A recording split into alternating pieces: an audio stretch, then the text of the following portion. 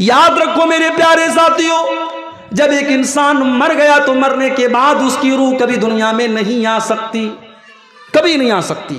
اللہ نے فرمایا حتی اذا جاء احدهم الموت قال رب ارجعون لعلی اعمل صالحا فیما ترکت۔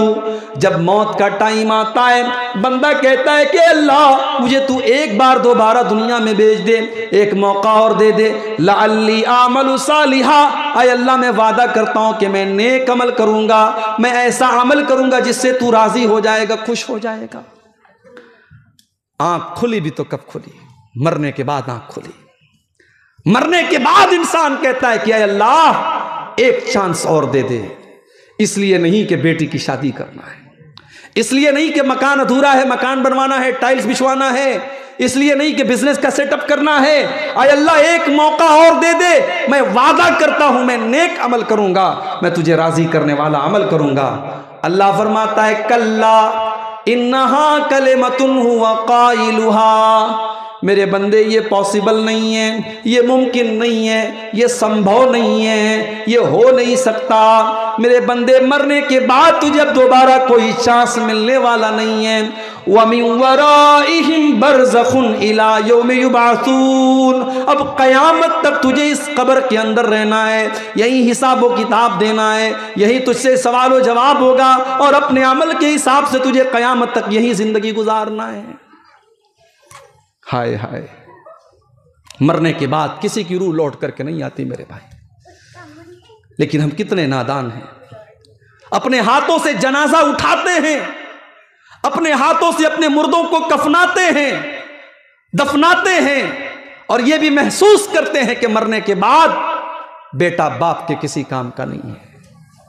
بھائی باپ سے ہم بہت محبت کرتے ہیں، باپ کے انتقال پر ہم آنسو بہاتے ہیں، باپ کو کفناتے ہیں، قبر میں لے جا کر کے دفنا دیتے ہیں، اس کے بعد باپ کے ساتھ قبر میں کیا معاملہ ہو رہا ہے یا تو ہمارا باپ جانتا ہے یا اللہ جانتا ہے، ہم اور آپ کچھ نہیں کر سکتے۔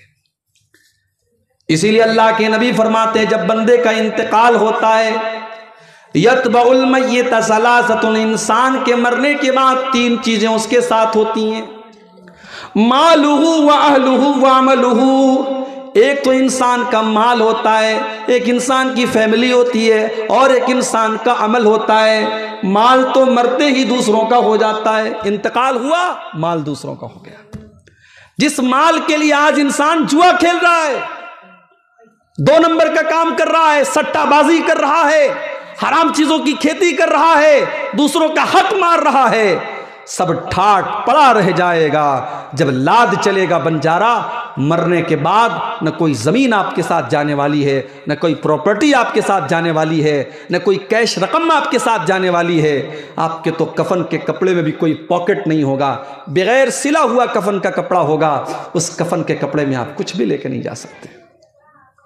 خالی ہاتھ، ماں کے پیٹ سے پیدا ہوئے تھے، خالی ہاتھ آئے تھے، دنیا میں آئے تھے تو رو رہے تھے اور سب لوگ ہنس رہے تھے، آج تم جا رہے ہو اور دنیا رو رہی ہے۔ یہی دنیا کا دستور ہے میرے پیارے ساتھیوں، مال آپ کے مرتے ہی ناتا توڑ دیتا ہے۔ اس کے بعد اللہ کے نبی فرماتے ہیں کہ دوسری چیز ہے اہل و عیال، فیملی تھوڑا بہت ساتھ دیتی ہے۔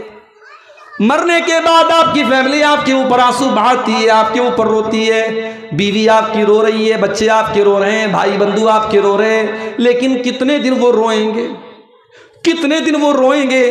3-4 دن کے بعد وہ بھی آپ کو بھول جاتے ہیں۔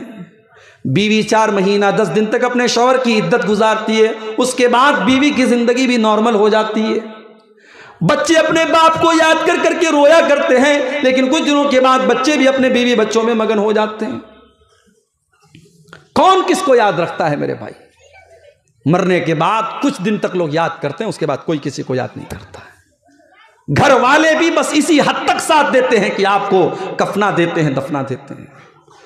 اگر اس کے بعد اگر کوئی چیز آپ کے قبر میں کام آ رہی ہے اور اللہ کے یہاں کام آئے گی تو وہ آپ کا عمل کام آئے گا، آپ کی نماز کام آئے گی، آپ کا روزہ کام آئے گا، آپ کی زکوٰۃ کام آئے گی، آپ کی تلاوت کام آئے گی، آپ کا صدقہ خیرات کام آئے گا، آپ کا ایمان کام آئے گا، آپ کا تقوی کام آئے گا۔ قبر میں کوئی پیسہ کام نہیں آئے گا، کوئی دھن دولت کام نہیں آئے گی، کوئی بچے کام نہیں آئے گے۔